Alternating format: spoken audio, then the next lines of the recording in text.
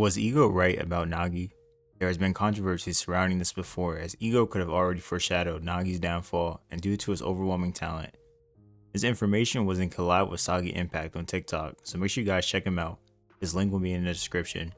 In the latest shadow for Blue Lock, we see Manshine get completely destroyed by Rin as he single-handedly beat them, scoring a hat-trick in the process. Nagi did not score a single goal, and this puts a lot of question on his skills as he seemed to have lost motivation after his match against Asagi in Munchen. Nagi is one of the most talented players in Blue Lock and hasn't been playing football that long, but was always a competitor and could score goals unlike anyone else. Not scoring a goal against PXG gives concerns because I felt like he had the skill to rival Ren and PXG, but only KiiNGKhyy was the lone scorer for Manshine in that game. Concerns from Nagi are definitely reasonable, as we didn't see the normal Nagi that we saw in his match against Munchen. It's time to see whether Ego is right about Nagi and where his ego will lead him now, as he is being tested. Ego has already talked about his super goal having disastrous after effects in the long run. His goal could have very well done more harm than good. A goal that cannot be recreated ever again and was just a fluke. Attaining success above your talent level can be extremely dangerous, and Chris Prince also talked about this before too. Being successful while still not understanding your own mechanism can turn into a curse that brings you suffering. There's no point in trying to work hard if you do not understand the mechanisms of your own body. It felt like Manshine could be the perfect place for Nagi to understand his talent and develop the body crucial for his success. Nagi yearned for power in one moment though to be able to defeat Asagi, and this goal is completely unlike him, which in turn caused an imbalance in his play. You can tell in the PXG match he's not playing like his normal self anymore. The biggest thing I took from that match is that KiiNGKhyy and Ryo are telling Nagi to stop Rin. Why on earth is Nagi the one supposed to stop Rin? It just wouldn't work out.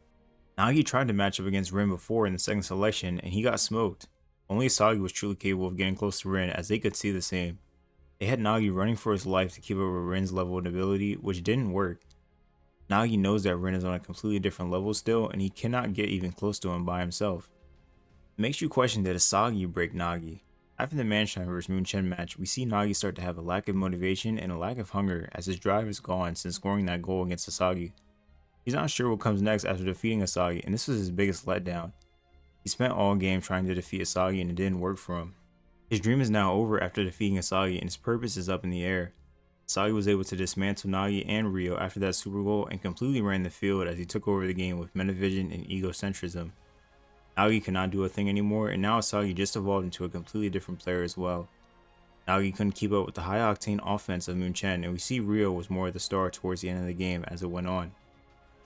Ryo's motivation is completely there, and he still wants to turn Nagi into the #1 striker, but even Nagi himself says he can't see himself becoming that. His ego is being tested more than ever now, as the ego has already questioned him about that since the beginning of Blue Lock. This was really where Nagi's real downfall began. It was right before the Munchen game even started. His biggest problem was that he could not score goals without someone else passing an idea into his head, allowing their creativity to help Nagi. He always relied on people like Ryo and Asagi. Therefore, Chris Prince brings in Agi to help Nagi create plays on his own and use his own creativity to be able to score by himself, with no help from anyone. They were still practicing this mid-game, but it wasn't working as Nagi could not defeat Asagi with his own creativity. Therefore, he asked Ryo for help. This in turn could have been the worst decision to make, as of now, Agi lost interest in Nagi, and Nagi still can't store goals from his own creativity to score. If someone like Ryo were to be taken out of the game or rendered useless, which I bet PXG did the whole game, then Nagi is completely defenseless once again. This is the start to his downfall. He needed to be able to learn to use his own creativity, but he couldn't. Since Ryo wanted Nagi back so badly, he agreed to help him defeat Asagi, and it might have been well in the beginning, but was overall defeated by Asagi's own brain for himself. Asagi low-key foreshadowed Nagi and Ryo's duo falling apart by calling it a springtime of youth. He says their goal was built from that, and there's no success if they can't reproduce it. There won't be any more miracles for them. The springtime of youth might be a reference to Naruto that was coined by KiiNGKhyy, which he shared with his favorite student Rock Lee. KiiNGKhyy often boasts about his springtime of youth in Naruto, claiming his youthful vigor makes him stronger and gives him unmatched power and courage in battle. Rock Lee says much the same about himself, but anyone who shares these values can claim the springtime of youth for themselves, and no doubt KiiNGKhyy would be happy to share. Everyone is only young once, and they can and should make the most of it. This could also symbolize Nagi and Ryo's duo, as their springtime of youth together as a duo was refreshing, but it's still not sustainable anymore. Their youth as a duo is fading away, and they can't use it anymore, giving them strength. They were in a honeymoon phase again, and things went well, but now that that phase is over, and without a miracle, this duo cannot work anymore. I think Nagi needs to continue to work on his own creativity. Him and Ryo are still holding each other back, as Ryo could be the best player in the world if he didn't limit himself to Nagi, and Nagi could become the greatest if he found his own creativity. Ego said in the beginning of Blue Lock that Nagi didn't understand his own ego. Nagi slowly was introduced to his own ego and curiosity, but over time now, he still hasn't truly figured out his purpose. Nagi so far has only scored goals to keep his motivation forward. Nagi needs a consistent goal to chase after to be able to perform well, and this is why Rio offered him to chase after 300 million, so that way Nagi can perform the way he does against Sasagi, and he can do the same against others as well. The depths of Nagi's ego will definitely be tested, as he doesn't seem to be thrilled anymore to chase after 300 million or do anything at this point. He still needs to understand his ego and what he wants to accomplish. We have seen many characters from Blue Lock express their desires to be the #1 striker in the world, and needing the ego to match it. Nagi's already stated he doesn't picture himself being the #1 striker, so where do we go from here? What will be the spark that lifts his ego once again? He can no longer rely on Rio or Sasagi to give him that creativity and spark. He needs to find a reason to win on his own.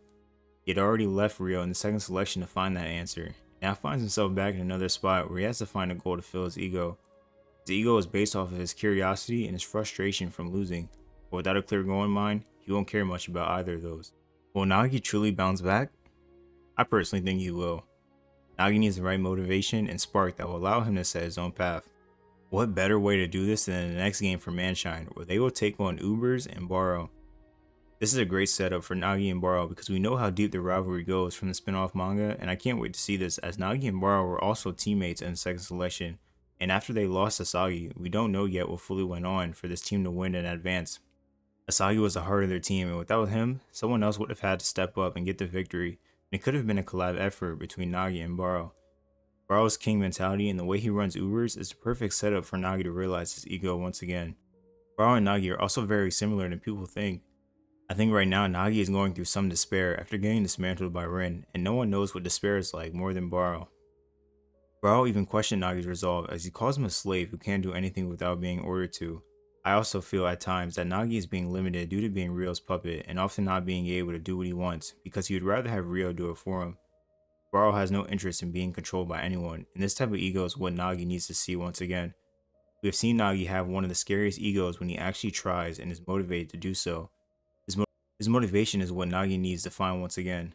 Let me know how you guys feel about Nagi, and just what do you think will happen to him in the long run. He has his own spin-off manga, so I know there's more in store for him, but still, he will bounce back for sure. I'm still worried for his future though, as of right now it is not looking good. Well, I thank you guys for watching the video. Please like, comment, subscribe, and I'll be back in the next one. Peace.